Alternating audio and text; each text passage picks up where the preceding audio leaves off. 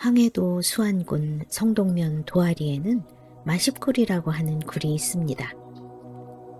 이 굴은 깎아지른 듯한 절벽 한복판에 뚫려있는 깊은 석굴로 입구의 높이가 약 30척가량 되어서 서서 들어갈 수 있습니다.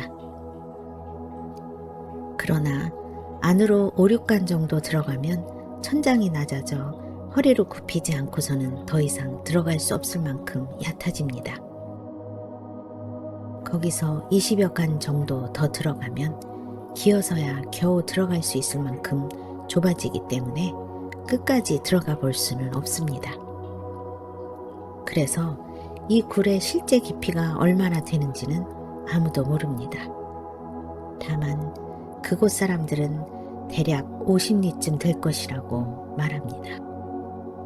이 마십굴에 대해서 다음과 같은 재미있는 전설이 전해오고 있습니다. 옛날 이 산골에는 마십이라는 나무꾼이 살고 있었습니다. 그는 마음씨는 매우 착했으나 다소 어리석은 구석이 있었습니다. 그래서 마을 사람들은 그를 바보 마십이라고 별명을 지어 불렀습니다. 그는 남들이 놀리거나 욕을 해도 결코 화를 내지 않았으며 마음이 정직하여 거짓말을 전혀 하지 않는 우직하고 소박한 사람이었습니다. 그런데 마십은 이렇게 어리석은 데 반해 그의 아내는 매우 똑똑하고 영리하였으며 얼굴 또한 절세 미인이었습니다. 그래서 동네 사람들은 그의 아내가 되기에는 참으로 아깝다고들 했습니다. 하지만 마십은 아내를 위하는 마음이 남달리 깊었고 아내 또한 남편을 극진히 위하고 사랑하였기 때문에 두 내외는 금술이 매우 좋고 정이 깊었습니다. 비록 나무꾼의 집에 지나지 않는 가난한 살림살이였지만 초라한 초가집에서는 행복한 웃음소리가 떠날 날이 없었습니다. 어느 해 겨울이었습니다. 마십은 그날도 여느 때처럼 나무를 하러 집을 나섰습니다. 깊숙이 산속으로 들어간 그는 나무지게를 내려놓고 갈퀴를 들었습니다. 그리고 낙엽을 긁기 시작하였습니다. 얼마 동안 낙엽을 긁어내고 있는데 눈이 녹은 양지 쪽 풀 위에 사람이 쓰러져 있는 것이 보였습니다. 마십은 깜짝 놀라 그 앞으로 다가가 보았습니다. 혹시 죽은 사람의 시체가 아닌가 싶어 조심스럽게 만져보니 몸에는 아직 따뜻한 체온이 남아있었습니다. 옷차림을 보아 사냥꾼인 모양인데 어쩌다 이렇게 됐는지 알 수가 없었습니다. 마십은 그를 살리기 위해 나무는 그대로 두고 그 사내를 지게에 얹어 집으로 돌아왔습니다. 그리고 따뜻한 방에 눕히고 팔과 다리를 열심히 주물러 주었습니다. 얼마나 시간이 흘렀을까? 죽은 듯 꼼짝도 않던 그가 부스스 눈을 떴습니다. 그동안 미음을 쑤어가지고 온 아내가 한술 떠먹이자 사내가 비로소 기운을 내어 말을 더듬더듬 하기 시작했습니다. 여기가 어디요? 나무꾼 부부는 그가 말을 하자 한시름 놓으며 기뻐했습니다. 아무 염려 마십시오. 산에 쓰러져 계시길래 제가 업어서 이곳으로 모셔왔습니다. 누구신지 모르겠으나 이렇게 목숨을 구해주시니 그 은혜를 잊지 못하겠습니다. 마십은 웃으며 대답했습니다. 은혜랄 게 뭐가 있습니까? 이렇게 소생하신 것만도 다행한 일입니다. 그런데 어디 사시는 분인데 이런 산골짜기까지 들어오셔서 이런 일을 당하셨습니까? 그 젊은이는 다시 한번 고맙다는 인사를 하고 자신의 신분과 산속에서 이런 일을 당하게 된 사유를 이야기하기 시작했습니다. 저는 이 고을 원님의 아들입니다. 마침 날씨가 좋아 몇 사람의 몰입꾼을 데리고 사냥을 나왔다가 혼자 떨어져 길을 잃었지요. 그래서 이리저리 헤매다 지쳐 쓰러졌던 것입니다. 그가 원님의 아들이라는 말을 듣자 마십 부부는 새삼 놀라며 더욱 깍듯이 대접하였습니다. 그에게 안방까지 내주고 따뜻하게 해주며 정성껏 간호해 주었습니다. 그러나 사람의 마음이란 참으로 알 수 없는 것입니다. 처음에는 마시 부부의 정성스러운 간호에 뼛속 깊이 감명을 받은 원님의 아들이었는데 며칠 묵는 동안 그 마음속에 좋지 않은 생각이 스멀스멀 떠오르기 시작했습니다. 바로 아름다운 마시베 아내에게 마음이 가기 시작한 것이었습니다. 처음에는 그녀의 정성스런 간병에 그저 감사하고 감격할 뿐이었지만 남달리 아름다운 미색에 도취되어 결국에는 흠모의 정을 품고 말았습니다. 게다가 남편인 마십이라는 사내가 어리석고 모자라 보였기 때문에 불미스러운 마음은 점점 더 커져만 갔습니다. 몸이 완전히 나아 집으로 돌아가야 할 터였지만 원님의 아들은 차일피일 미루며 마냥 그 집에 머물러 있었습니다. 마음씨가 착한 부부는 집에서 나가라 할 수도 없어서 그대로 놔두었습니다. 어느 날 마십이 나무를 하러 집을 나간 틈을 타 원님의 아들은 마십의 아내를 유혹하기 시작했습니다. 이 산골에서 고생하지 말고 나를 따라 도망갑시다. 나를 따라가기만 하면 온갖 부귀영화가 있을 것이요. 우리 둘이 서로 아끼고 사랑하며 행복하게 살 수 있을 것이요. 이렇듯 달콤한 말로 유혹했지만 마십의 아내는 단호하게 말했습니다. 점잖으신 분이 채통에 맞지 않게 그게 무슨 말씀이십니까? 한 아내가 두 사내를 섬기는 것은 도리가 아니거늘 남편이 있는 몸이 어찌 다른 마음을 품겠습니까? 그것은 죄악입니다. 당치도 않은 말씀 거두십시오. 아내는 좋은 말로 책망하며 다시는 그런 말을 하지 말라고 단호히 일렀습니다. 서툴게 말을 꺼냈다가 도리어 무안을 당한 원님의 아들은 자신의 뜻을 이루지 못하게 되자 무색해졌습니다. 결국 마십이 산에서 돌아오기 전에 그곳을 떠나 집으로 돌아가 버리고 말았습니다. 마십이 나무 한 짐을 쥐고 돌아오자 아내는 낮에 있었던 일을 자세히 털어놓으며 배은망덕한 사람이라고 원님의 아들을 욕하고 분하게 여겼습니다. 한편 뜻을 이루지 못하고 돌아간 원님의 아들은 집에 돌아와서도 마십의 아내가 자꾸만 떠올라 괴로운 나날을 보냈습니다.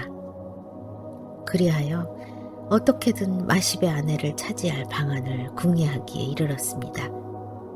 마침 그의 하인 가운데 꾀가 많기로 유명한 자가 있어 하루는 그를 은근히 불러 의논하였습니다. 서방님의 권세로 그만한 일을 가지고 걱정을 하십니까? 원님 아들의 말을 들은 하인은 한 가지 계책을 알려주었습니다.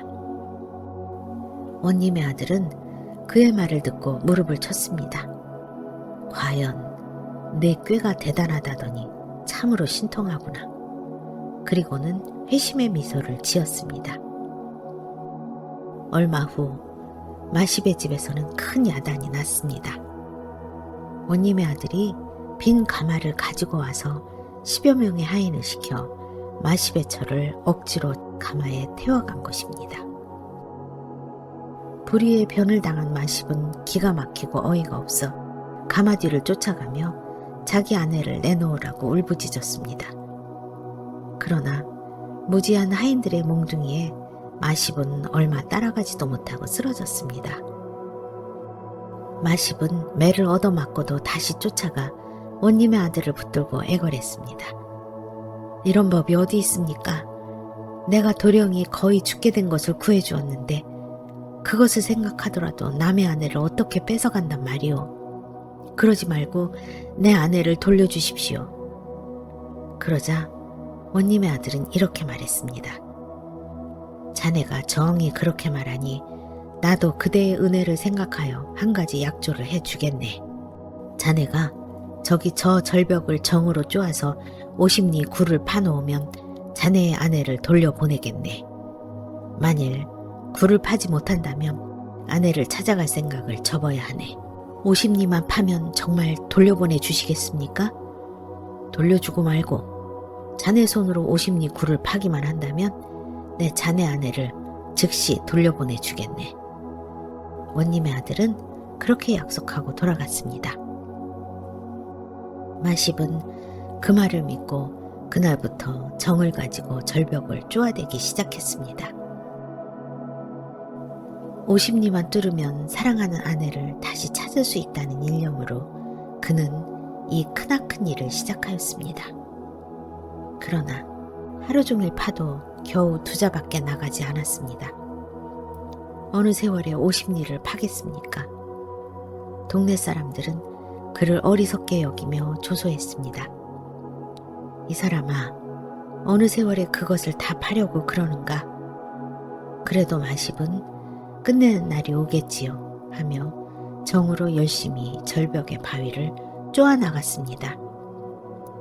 한 번은 누군가 웃음 섞인 말로 100일만 파면 될 것일세 라고 하자 그는 100일만 파면 됩니까? 하고 그 말을 고지 듣고 그날부터 바위에 금을 100개 그어놓고 100일을 세어가며 더욱 열심히 굴을 팠습니다. 열흘이 지나고 20날이 지나고 50일이 지나갔습니다. 비가 오나 바람이 부나 낮이나 밤이나 가리지 않고 마십은 절벽 바위에 붙어서 열심히 굴을 팠습니다. 날마다 절벽의 굴은 점점 커져갔지만 50리를 파자면 100일은커녕 10년이 걸려도 될 것 같지 않았습니다. 그러나 마십은 굳은 신념을 가지고 쉬지 않고 파냈습니다. 어느덧 99일이 지나고 마침내 100일이 되었습니다. 오늘 하루만 파면 된다. 이렇게 생각하며 마십은 100일째 되는 날 절벽의 바위를 쪼아대기 시작했습니다. 기적이 아니고서는 100일이 되었다고 50리 굴이 뚫릴 리 없었습니다. 하지만 마십은 굴이 뚫릴 것이라 굳게 믿고 한치의 의심도 하지 않았습니다. 드디어 마십의 정성 앞에 기적이 일어났습니다. 해가 막 서산으로 넘어갈 무렵 마지막 정을 냅다 후려치자 절벽에 큰 구멍이 뚫리고 말았습니다. 얼마나 깊은지 헤아릴 수조차 없었습니다. 원래 절벽 안에는 큰 동굴이 있었던 것입니다.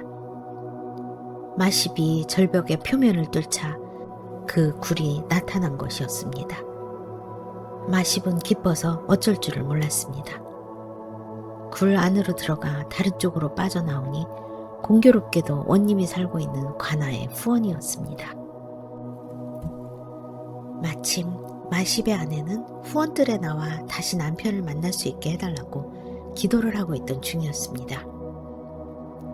마십은 달려가 아내를 얼싸안았습니다. 그 모습을 본 하인들이 우르르 달려들었습니다. 마십은 아내를 데리고 굴 속으로 피신하였습니다. 하인들이 두 사람의 뒤를 쫓아 굴 속으로 뛰어들어왔습니다. 그런데 다음 순간 굴 한쪽이 무너져 하인들은 모두 깔려 죽고 말았습니다. 이 소식을 전해 들은 원님의 아들은 그 즉시 수많은 하인들을 대동하고 말을 타고 달려갔습니다. 마십이 살던 동리로 앞질러 가서 굴 앞에서 기다릴 속셈이었습니다. 마십과 아내가 굴 밖으로 나오기만 하면 그 즉시 잡을 생각이었습니다. 하지만 굴 앞에서 아무리 기다려도 마십과 아내는 굴 밖으로 나오지 않았습니다.